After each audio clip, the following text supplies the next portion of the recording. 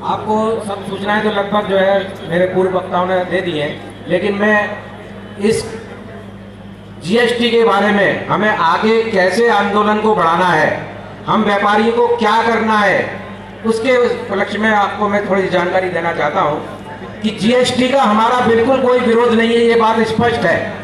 हमारा विरोध है इसकी प्रणाली पर, जिस ढंग से इन्होंने लगाया है, व्यापारी को जो है 10-10 जो है चक्कर में जो है मुक्त करके हमको व्यापारी के घुसाया है ये जीएसटी का फॉर्मेट। मैं आपको बताऊं, जीएसटी 5% जो लगा है यान के ऊपर लगा है।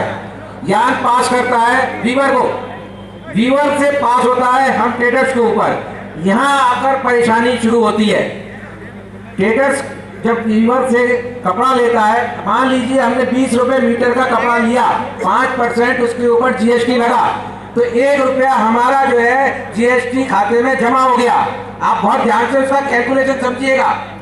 1 रुपया हमारा वहां जो है 20 रुपए के कपड़े के ऊपर हमने 21 रुपया दिया, 1 रुपया हमारा जीएसटी जो है जीएसटी अकाउंट में हमारा जमा हो जाता है। इसके बाद हम उस कपड़े को लेकर प्रोसेस हाउस में बेचते हैं। यहाँ से हमारे चक्र चलता है, हमारा ट्रेडर्स का परिवार शुरू होता है। वो कपड़ा हम बेचते हैं, 10 रुपए का प्रिंट कराते हैं, उसके ऊपर 5% जीएसटी लगता है। यहाँ हमने 50 पैसे जीएसटी फिर दिया और कपड़ा वापस हमारे पास ही आता है। वो जॉब करते हैं। देखिए, जॉब अलग चीज है, परचेजिंग अलग चीज है, सेल परचेज अलग फैक्टर है, जॉब फैक्टर अलग है। तो 50 पैसा हमारा वो जमा हुआ। अभी तक हमारा कुल जमा हो गया 1.5 रुपया।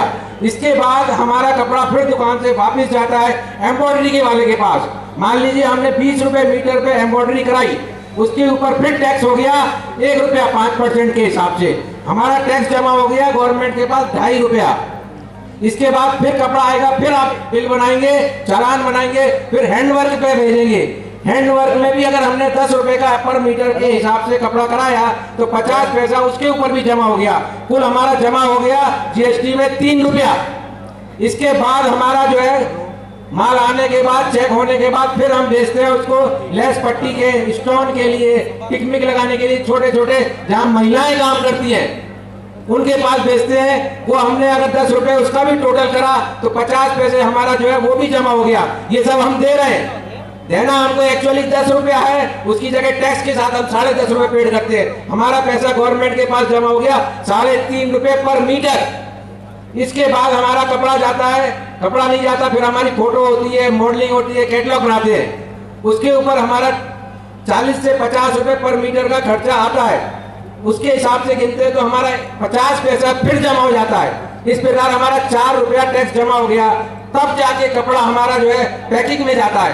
पैकिंग के बाद फिर वो सेल परचेज के लिए तैयार होता है, फिर हम उसकी पैकिंग करते हैं, पार्सल करते हैं, और उसके बाद हम जब रेट लगाएंगे तो वो 5% लगाएंगे। अगर हमारा कपड़ा टोटल गिने तो 150 रुपए का पड़ा, मीटर के हिसाब से बात कर रहा हूँ। 150 रुपए के ऊपर हमने 15×5 7.5 रुपए का टैक्स हमको सिर्फ रिबेट मिलेगा, और यहाँ हमारा 6-6.5 रुपए का हमारा खर्चा हो गया। मतलब 1 रुपया गवर्नमेंट को जाएगा, लेकिन उसके सामने परेशानी आपको कितनी है।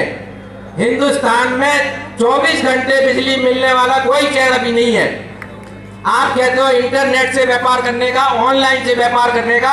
अभी योगी जी ने उत्तर प्रदेश में बोला है कि 18 में हम 24 घंटे बिजली देंगे, तो क्या यूपी वाले ऑनलाइन व्यापार कर पाएंगे?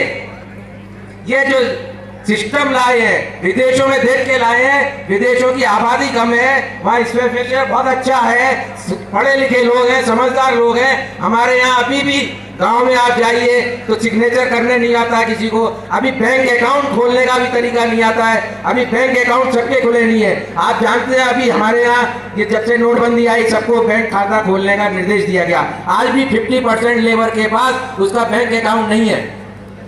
जब बैंक अकाउंट नहीं है तो वहां पर लाइट नहीं है, मुनीम नहीं है, पढ़े लिखे व्यक्ति चाहिए इस काम के लिए, वो वहां नहीं है। वो जीएसटी का पालन कैसे कर पाएंगे?